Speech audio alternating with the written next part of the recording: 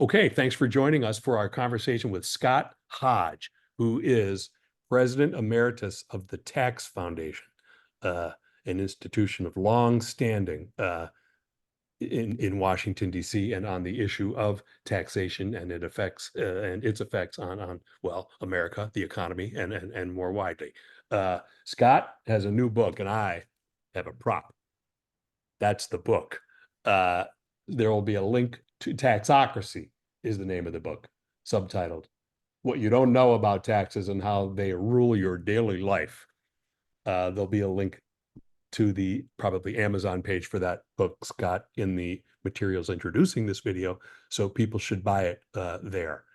And some of what we talk about today might be a little bit of a glimpse of what's in there, with a emphasis on nonprofitdom, as I'll say.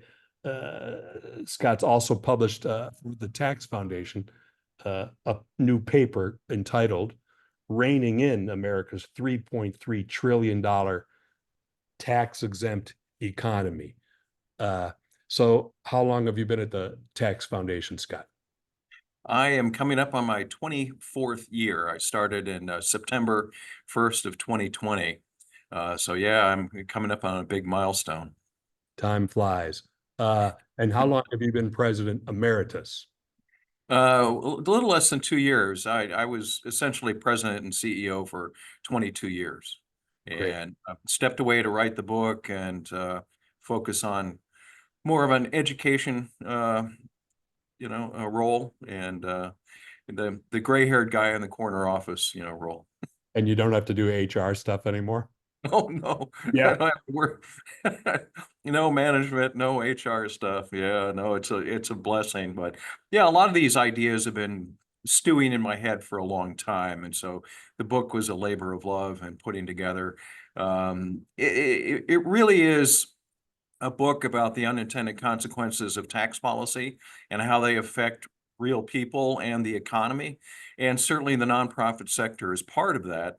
One of the interesting aspects of the book was to look at how taxes impact our behavior, but it's also important in areas in which taxes are not applied to various aspects of the economy, and how that can change um, industries and behavior as well. In the nonprofit sector, the tax-exempt sector, as my study mentions, is quite large, $3.3 trillion.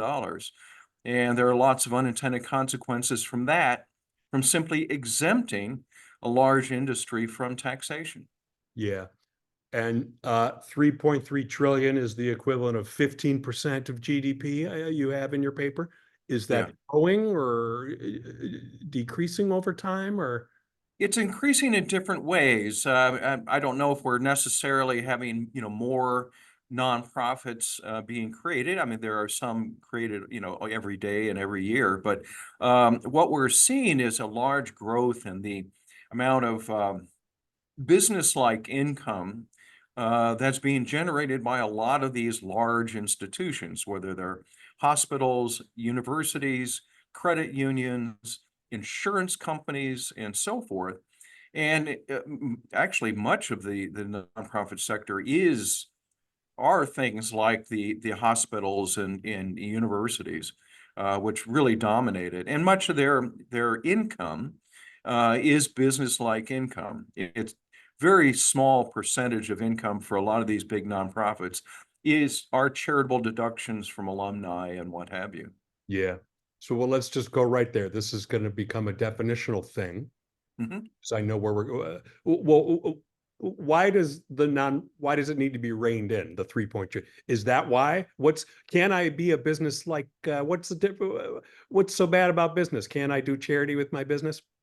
Or be Well, charitable with my business? yeah, I think the problem with this is undermining free enterprise. When you have large nonprofit, non-taxed or tax-exempt organizations competing directly with for-profit organizations, it really undermines free enterprise, and I think that that's a danger. We have instances where credit unions are purchasing community banks. nonprofit hospitals are purchasing for-profit hospitals and turning them nonprofit. Imagine if your local YMCA bought Gold's Gym down the street. That's what this is like.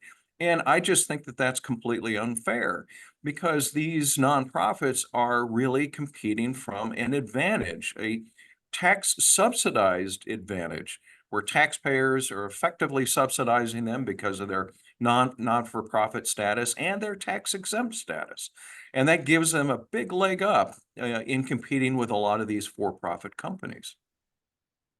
But some might say, if I'm the Salvation Army, I have a right to that exemption because I'm charitable. How can you possibly even consider futzing with it or more narrowly defining that word? Don't they have a right? Don't charities have a right to their nonprofit status? No, I don't see that anywhere in the Constitution. Mhm. That would confer some sort of positive right that someone has an obligation to give it to you. And I don't think that's the case. Much of what we know about the nonprofit sector really goes back 130 years.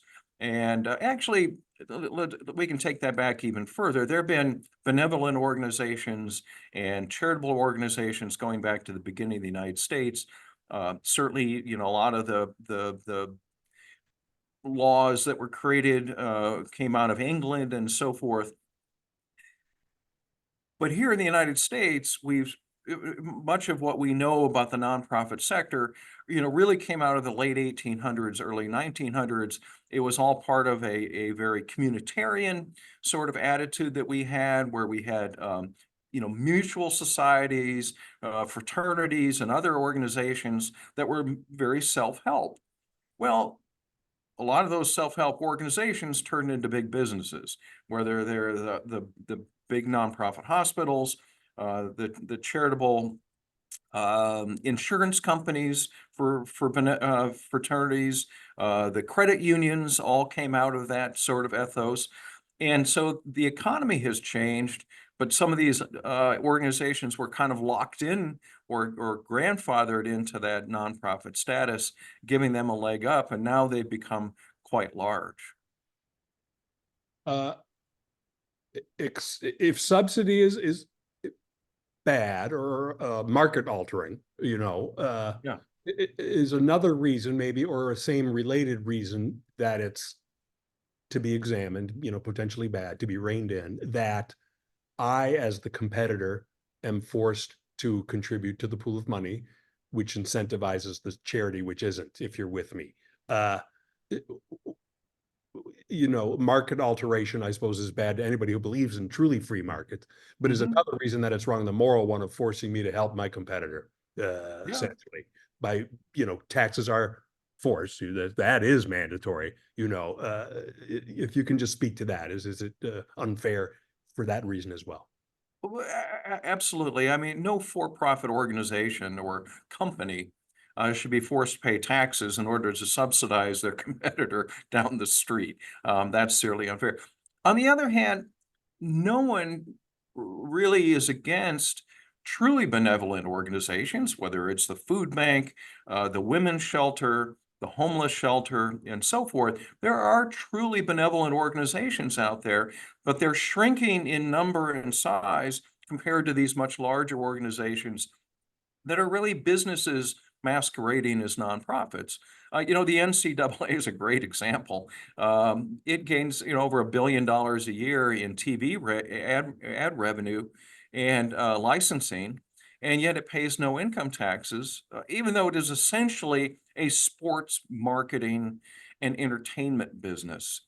Uh, the AARP, for seniors, gets over $1 billion a year in royalty income from selling its name, image, and likeness to insurance companies who then market their products. And we can go on down the right. The hospitals are the biggest part of that. We think of 501c3 charitable organizations as benevolent, but they're not. 55% of all nonprofit income is generated by these nonprofit hospitals and insurance companies. And then you add on that the universities, And much of their income actually comes from things other than charitable deductions. And you're looking at some very large businesses dominating the nonprofit space. Hmm. With the help from all taxpayers. Indeed, and in fact, I mean, there's two elements of that as well. Many of these nonprofits do get large sums of grants and contracts from the federal government, and that's a problem in and of itself. And we've seen that kind of growth really since the Great Society, where more and more nonprofits really do look to Uncle Sam as their meal ticket rather than charitable deductions. Yeah. And then Scott, let me try to creatively drag you into another, what I think of as another application of the same concept. If business is not charity, is politics charity? Are people being for, let's just say hypothetically, I'm a conservative Republican that pays my taxes. Uh, might it be the case that I'm being forced to subsidize indirectly supposed charity that helps people a lot who disagree with me, and down to partisan gain for the party with which I disagree? Yeah. It's politics charity. Is that also being misused? Well, yeah, there's a couple of different elements to that. Certainly a lot of nonprofits that get government grants are on the leftward side of the political spectrum. And we see things like that right now with all the grants that are coming out of the EPA and Department of Energy as part of the Inflation Reduction Act. And if you start looking at where some of those grants are going, they're basically grassroots organization for politically progressive organizations. And this is walking around money for the progressive left, giving them, millions and millions of dollars in order to do, door knocking and other sort of political activism. And we see that across the board, in addition to whatever organizations that are out there and still engaging in somewhat political, enterprises, and hiding behind a nonprofit status. Mhm. And even if there's not government grants, the mere exemption itself is Well, an it, interference in the. yeah, it is in a way. It's going to be a fine line between the work of the tax foundation and then, others who are a bit more aggressive in what they do in terms of trying to change public policy. The nonprofit world is full of gray areas, and I admit it's very challenging to draw lines between, the homeless shelter and the NCAA. Where is that bright line? And Yeah. that's what I tried to do in my recent paper for the Tax Foundation, was try to build some rules of thumb that we could apply that draws those distinctions between the truly charitable organizations and the big businesses. So what are some of here's a softball, Scott. What are some of those rules of thumb? Well, there are really three, and the first one is defining what is a truly public nonprofit or public foundation, and that really should be determined by the amount of your total revenues that come from truly charitable sources, individual contributions or contributions that come from a private foundation. And that, I think, you could set currently the limit is around 30%, which is really low. And a lot of that can come from government grants. But I would say if you get less than 80% of your revenues from non-charitable sources, then you should not be considered a public foundation or institution. So I would set that as the first thing. And then secondly, if I would tax any business-like income that these organizations get. Anything that's not charitable in origin, whether it's tuition, royalties, TV contracts, ticket sales, you name it. All of these things these companies or businesses are getting that are currently non-taxed. Mhm. Is there a third one? There is, and that would be basically interest income, Yeah. or a lot of, their investment income. Too many nonprofits now are becoming sort of nonprofit hedge funds, and I think that that's a problem. Yeah. And I think that we ought to tax. Look, I don't think that capital gains and dividends should be taxed because they're generally a second layer of tax on income. Yeah. But if you're going to tax my dividend income or a company's dividend income or interest income, then nonprofits should be taxed as well in order to maintain that sort of neutrality across all different institutions.